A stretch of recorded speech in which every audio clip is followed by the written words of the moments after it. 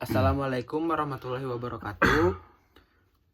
Sebelumnya, kita di sini akan memaparkan artikel yang kami buat mengenai kebijakan-kebijakan kampus yang beberapa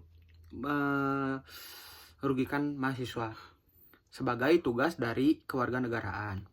Sebelumnya, perkenalkan nama saya Elvan Permana dengan NPM 21 30 336 dan rekan saya Paraniel Parijal Permana dengan NPM 21 30 3007.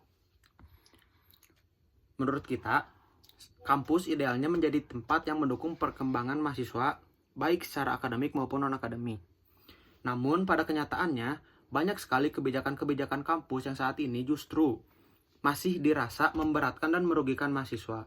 Mulai dari biaya kuliah yang tidak transparan, aturan-aturan kelulusan yang tidak relevan, hingga terbatasnya kebebasan berekspresi ketika mahasiswa berada di lingkungan kampus. Masalah-masalah ini menunjukkan bahwa suara mahasiswa masih seringkali diabaikan dalam pengambilan keputusan dari sebuah kampus. Oleh karena itu, penting untuk menyoroti beberapa kebijakan kampus yang sangat-sangat tidak berpihak pada mahasiswa agar pendidikan tinggi kita tetap adil dan tetap inklusif. Untuk beberapa kebijakan-kebijakan yang banyak merugikan mahasiswa akan kami jelaskan. Untuk yang pertama akan dijelaskan oleh rekan saya. Baik, untuk yang pertama, ada dari sistem UKT atau uang kuliah tunggal yang tidak transparan, yaitu adanya banyak mahasiswa yang mengeluh akan ketidaksesuaian antara kondisi ekonomi keluarganya dengan besarnya UKT yang ditetapkan. Nah, permasalahannya, proses penetapan yang tidak transparan, sulit mengajukan banding, dan data keluarga yang tidak diperbarui secara akurat. Kemudian untuk poin yang keduanya ada di biaya tambahan di luar UKT. Misalnya seperti biaya wisuda, seminar, praktikum, skripsi, bahkan lahan parkir pun menjadi sebuah perdebatan. Untuk permasalahannya, beban ekonomi bertambah, kemudian apalagi untuk mahasiswa dari keluarga menengah ke bawah. Nah, untuk di poin yang ketiga, ada syarat kelulusan yang tidak relevan. Contohnya seperti publikasi jurnal ilmiah untuk sarjana S1 atau program MBKM yang tanpa kesiapan. Dan permasalahannya seringkali tidak ada bimbingan yang cukup atau sistem pendukungnya yang belum matang.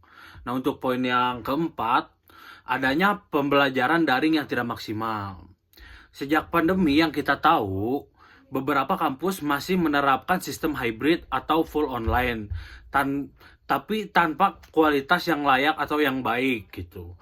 Nah, untuk permasalahannya, kurangnya interaksi antara dosen dan mahasiswanya, serta menimbulkan atau kebobrokan dari infrastruktur digital kampus yang buruk gitu. Untuk poin yang selanjutnya atau poin yang kelima ada pembatasan ekspresi mahasiswa. Adanya di larangan demo, terus pemburuan organisasi, atau pembungkaman kritik terhadap kebijakan kampus. Nah, permasalahannya adalah melanggar gitu kebebasan akademik dan hak demokrasi untuk mahasiswa. Untuk poin yang selanjutnya akan dijelaskan oleh rekan saya. Baik, setelah beberapa tadi ada kebijakan-kebijakan yang telah dijelaskan oleh rekan saya, berikut saya juga akan menjelaskan beberapa kebijakan kampus yang masih sangat-sangat merugikan bagi mahasiswanya itu sendiri. Salah satunya adalah pelanggaran etika akademik oleh dosen yang tidak ditindak oleh pihak kampus. Salah satu contohnya adalah dosen melakukan kekerasan verbal, pelecehan, ataupun sikap diskriminatif kepada mahasiswa, namun tidak ada sanksi sama sekali dari kampus, baik sanksi yang ringan ataupun yang tegas sekalipun. Kemudian permasalahannya, mahasiswa yang menjadi korban, dia akan menjadi ada ketakutan dari mahasiswa tersebut untuk berkuliah, tapi kampus masih tetap tutup mata. Kemudian permasalahan selanjutnya adalah kebijakan mengenai sistem KRS yang tidak efisien.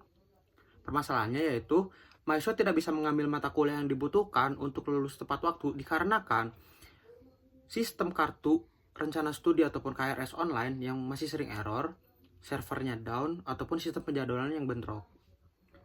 Kemudian kebijakan yang selanjutnya adalah praktik magang kerja tanpa jaminan nilai atau upah. Magang, MBKM ataupun yang mandiri seringkali tidak dibayar oleh pihak perusahaan.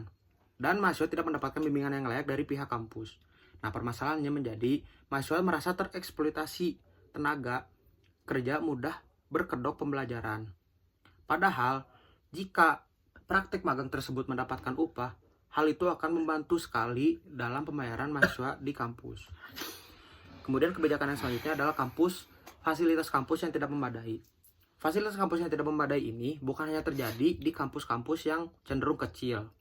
Bahkan di kampus-kampus yang memang sudah besar dari segi nama pun masih terjadi beberapa permasalahan yang sangat-sangat merugikan mahasiswa. Seperti wifi-nya yang lambat, kemudian laboratoriumnya yang rusak, gedung ataupun ruang kegiatan belajar dan mengajar yang kumuh, kemudian infrastruktur dari kampus itu yang memang kurang memadai. Tetapi kampus masih tetap menaikkan biaya dari tahun ke tahun. Hal itu tidak sebanding dengan biaya yang dibayar oleh mahasiswa.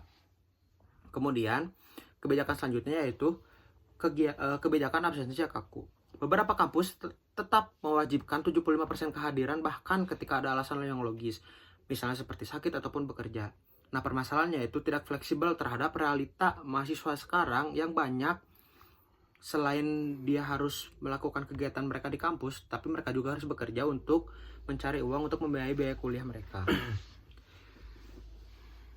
Kemudian dari sekian beberapa kebijakan yang tadi kita jelaskan, rekan saya akan menjelaskan kesimpulan yang kita dapat dari artikel yang kita kaji ini.